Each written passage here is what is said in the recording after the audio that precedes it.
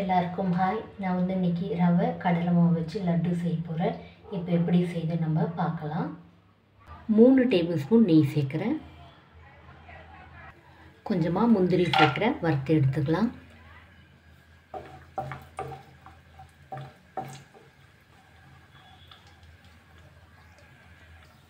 முந்திரி வறுபட்டுருச்சு, எடுத்துடலாம். கொஞ்சமாக திராட்சை, இதுவும் வறுத்து எடுத்துக்கலாம். அவ்வளோதான், இப்போ எடுத்துடலாம். வறுபட்டுருச்சு. இதே நெய்யில் 1 கப்பு ரவை சேர்க்குறேன், ரோஸ்ட் பண்ணி எடுத்துக்கலாம். ஸ்டவ் லோ ஃப்ளேமில் வச்சுருக்கேன்.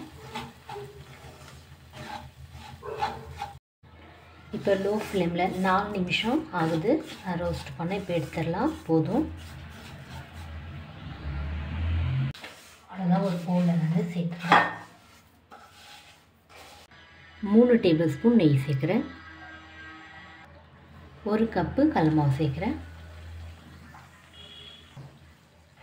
நல்லா மிக்ஸ் பண்ணி விடலாம். ஸ்டவ் லோ ஃப்ளேமில் தான் வச்சுருக்கேன்.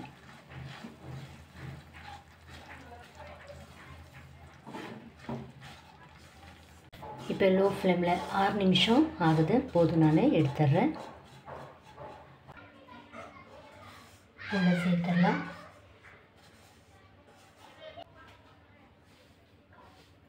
நல்லா மிக்ஸ் பண்ணி விட்டுடலாம்.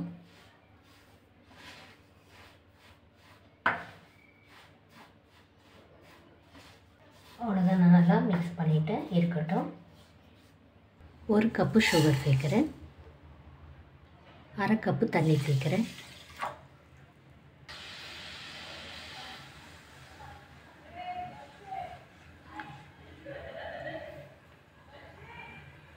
அரை டீஸ்பூன் ஏலக்காய் தூள் சேர்க்குறேன்.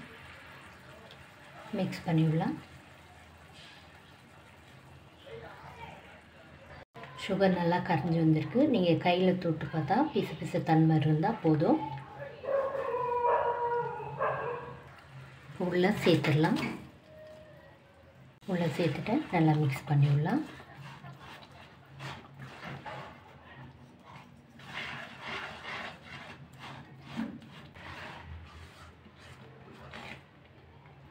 அவ்வளோதான், இப்போ நம்ம ஸ்டவ் ஆஃப் பண்ணிடலாம். 10 நிமிஷம் இருக்கட்டும். இப்போது 10 நிமிஷம் ஆயிடுச்சு. நம்ம திராட்சை முந்திரி உள்ளே சேர்த்துடலாம். மிக்ஸ் பண்ணி விடலாம்.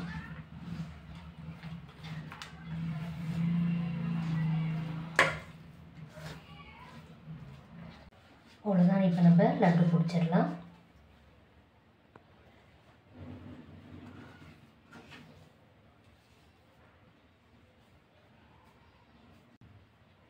அவ்வளோதான், எல்லா லட்டு இப்படி பிடிச்சிடலாம்.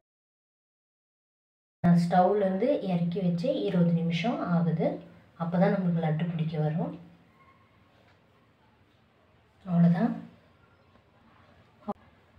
நம்முடைய லட்டு ரெடி ஆகிடுச்சு. இந்த வீடியோ உங்களுக்கு பிடிச்சா லைக் பண்ணுங்கள், கமெண்ட் பண்ணுங்கள், சப்ஸ்கிரைப் பண்ணுங்கள். தேங்க்யூ.